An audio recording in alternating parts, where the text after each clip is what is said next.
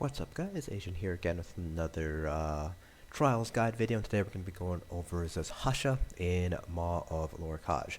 So Zhaj'hassa is the first boss that you will face in Maw of Lorkhaj. He is pretty simple in terms of mechanics, but it can be a little bit difficult because there is one mechanic that if you do incorrectly or don't do well enough, it can actually cause group wipes. It can actually cause you to be stuck on Zhaj'hassa for quite a while, and there have been a few guilds that I have helped out and have been a part of where we were actually stuck on Zhaj'hassa for a good few runs just because we weren't able to get this particular mechanic down.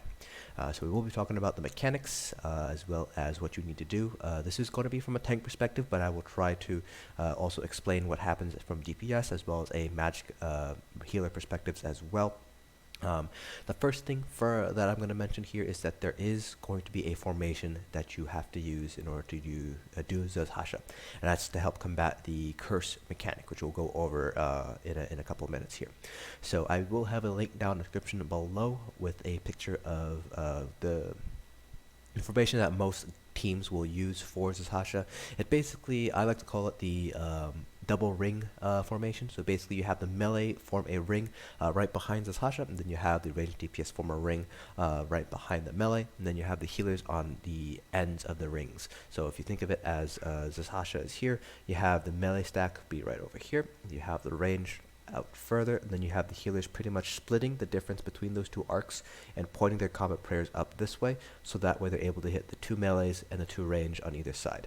So that's basically what I like to call the double ring with the double arc formation. So let's go ahead and get started here. So right when Zhaj'hassa spawns, he's going to spawn right where, if you see, it's kind of hard to see because we're all grouped up, but there we go. So there is a Khajiit right here. Who's just kind of sitting down. He is actually going to spawn into Zhaj'hassa. So right from the get-go, we are all going to be stacked up right behind him. So this is mainly because so that way we get the pillar pretty close to him, and that way the pillar will always be able to be right behind him. So once he spawns, so basically the tank that's going to be starting off with Zhaj'hassa is going to be opposite of the group. The group is going to basically be stacked up here. And then we start to fight right away. So this first section here, we're just going to be stacked up here. You can use your ultimates, do whatever you have to do. Basically just DPS him. So I'm not sure if you guys saw, but he did smash his hammer down, his maul down. So when it glows blue and he smashes it down, that's basically the same thing that the two-handers do, the adds do. So it basically weakens your armor. It's not quite as bad. I believe it still reduces all of your armor, so it basically takes away all of your armor. So you're basically left with basically just your major ward, major resolve buffs. As well as any sort of buffs like Lord Warden or Bloodspawn. So that's just something to keep in mind as a tank. That blue smash, I don't believe it can be dodged. I haven't tried to dodge it because you generally don't want to move Zhaj'hassa around. And so dodging it is obviously going to make him move around, so you don't want to do that. So you just have to eat it and basically trust that your healers will be able to heal you through it. So then when you can see him basically drag his maul down on the ground there, and that's basically when he's going to spawn this pillar. So you can see here that he's basically going to shoot a pillar out, and it's always going to go to the farthest person from him. That's just going to come up, it's going to pop up, and if you're not blocking, then it will knock you down. So it'll pop up, and you can see here that most of us were blocking, so we were able to basically walk out of it, but if you weren't blocking, it would have knocked you back. So again, we would like to have this pillar right here in order to kind of avoid the pillar mechanic that happens. So right after the pillar phase, and you can see here that we have the arc formation going on. So we have the first arc right here. This is basically the melee DPS. Then you have the second arc right behind them. Then you have your healers. You have one healer here and the other healers back here. So basically they're able to aim their combat prayer down this way and down that way. So that way everybody is able to get their minor berserk, their combat prayer. There are other places you can put the healers. You can put the healers basically like right here and shoot the common prayers down this way like so. It's kind of up to you where you want to put them. Mayflower likes to put them back here, but I've also have put them right over here in Hellfire Dominion, so a little bit closer to between the center of the two arcs here. Now you can see here that he has raised his hand into the air and basically launched curses at 3 people. So this, you can see here that it landed on Riffle over here, as well as myself, and then I think one other person over here got the curse. If anybody is within this AoE, when the curse lands on you, they will also get cursed. So the curse basically turns your screen blue, so if we go ahead and move ahead here, see that it turns to screen blue, and after I believe 25 seconds or 20 seconds with the curse you will die. So in order to cleanse this curse, you need to hit one of the 6 pads around the outside of the room. Generally speaking, there's going to be one pad that is reserved only for the tanks, and then there are other 10 people are going to basically be assigned 2 to a pad. And so usually what happens is you go to that pad first, and if that pad has already been cleansed, then you can go use a different pad. The curses will go out, I believe it's every 15 to 20 seconds, so the pads respawn every 25 seconds. So if your pad is out, there's a good chance that if you just stay on that pad, that eventually it will respawn. While you are cursed, you do move a little bit slower. When you basically can't move at all, that's when you're going to die. But you won't take any damage from the curse itself, so it's just basically a slow, and it's an insta-kill after 20 seconds. So you can see here I'm going to cleanse it on this pad here. And the main tank, the tank that has aggro, can also get the curse as well. So that's why we have 2 tanks here. So if the main tank happens to get cursed, the off tank, which would be me in this case, would take the taunt and basically let the main tank cleanse his curse, and then we basically swap positions, so we don't actually taunt back when that happens. Now you can see here we do have some cats out, so you have 2 cats here, so they will spawn at the 20s, so 80%, 60%, 40%, and 20% health. Start off with 2 cats at 80%, and then we add 1 cat with every single one, so we have 3 at 60, 4 at 40, and 5 at 20. They can't be taunted, so basically what the tanks will have to do is basically they have to chain them in and then use talents in order to basically root them, and then they will die to cleave on Zhaj'hassa. So for those pet sorks out there, they can get stunned by the pet pulse, so that's just something you want to keep in mind if you are running a pet sork in your group here. Because when they get stunned, they are stun immune, so that way they can't get pulled for the next 6 seconds after they are not stunned anymore. So the formation here, as you guys can imagine, is for avoiding cross cursing, so that way you don't spread the curse basically to other people. So if you are moving around a lot, if your formation is not very tight, if people are too close, then you'll have a lot of curse spreading. And like I said, there's only 6 pads, so only 6 people can cleanse the curse at a time, and the pads respawn every 25 seconds. So if you're spreading curse around, then there's a good chance that there won't be any pads up, and you're going to start losing people. So you can see here he does throw out pillars, so there is a pillar mechanic that we hopefully will be able to see here. At first we're going to be going into shield phase here. So at 70% health and 30% health, he'll go into what's called a shield phase. So you can see here he does have a damage shield up, and you can tell that by the little pillars that surround him. And while he has the shield up, basically there's going to be an AoE that spawns on everybody. You can see this right here. And that's another reason why you have this formation going on.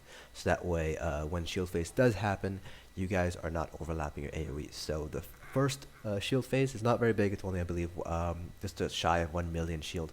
But the second shield phase is basically twice as big. So I believe it's around 2 million or so, a little bit more than 2 million shields.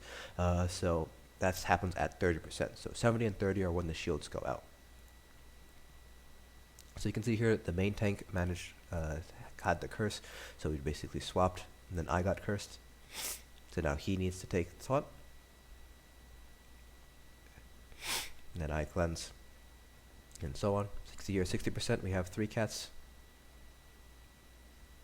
So now we have 4 pillars, and so when the 5th pillar comes out, it's basically what's going to be called the pillar mechanic, is what we like to call it. So this is the 5th pillar right here. And so when the 5th pillar comes out here, he's basically going to crouch down and summon energy into his little hammer here. And then when he releases it, it's going to kill everybody who's not standing behind a pillar. So basically what you have to do is you have to put a pillar between yourself and Zhaj'hassa. So that's why we have that first pillar right behind him. So it's very easy for us to just hide behind it and then go right back into our positions this way. Now, with each explosion, there's going to be fewer and fewer pillars. So you start off with 5, then it becomes 4, then 3, then 2, then 1. I believe you do each number twice. So you get 2 4s except for the first one. So you get 1 5, 2 4, 2 3, 2 2, 2 1. So there's less and less time between the pillar mechanic, and then until eventually you don't get any pillars at all, and then it's a group wipe. So there is a DPS check, but it is a pretty low DPS check overall. So you can see here we hide behind the pillars, don't lose anybody, and then we basically want to taunt him and go back to where we once were.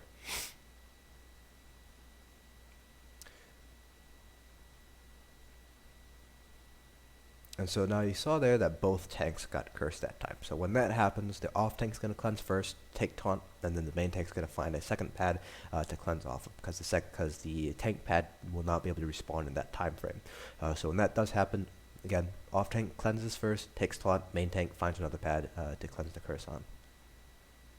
You see here that I cleanse, I take the taunt, and so we're at 30% now, so this is the next shield phase. So you can see where all of the AoEs are. So you can see that the way we have our spaced out right now with our formation, our AoEs are not overlapping on each other. So my AoE will not be hitting the 2 million DPS on either side of me, and they will not be hitting on the other side of them. This also allows the healers, you can see here, healers are able to heal everybody as long as they're close together. So you can see that this side of the arc is starting to kind of drift back a little bit. And that is one thing that you have to keep in mind.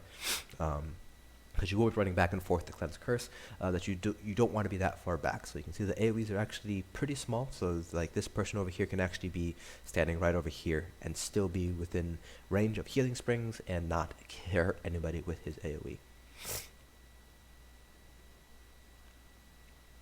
Alright, so then I have to cleanse the curse again. So you can see that the other tank is still waiting on that pad.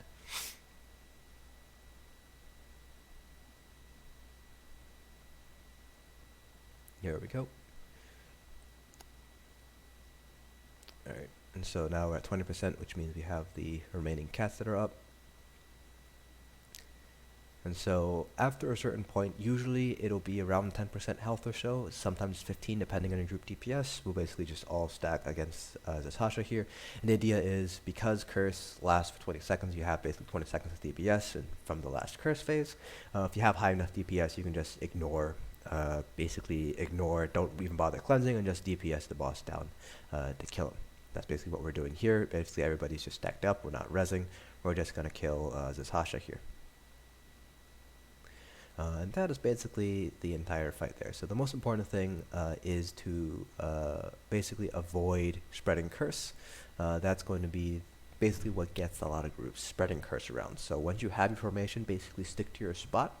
And it's always going to be in relation to where Zhaj'hassa is. So sometimes Zhaj'hassa might shift around a little bit depending on the pillars and things like that, pillar phase.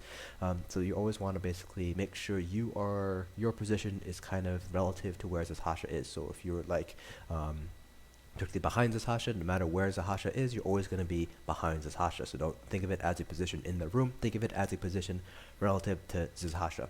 And again, I will have a picture down below in the description kind of showcasing the double arc formation. That is probably the most common formation that you will see for this fight.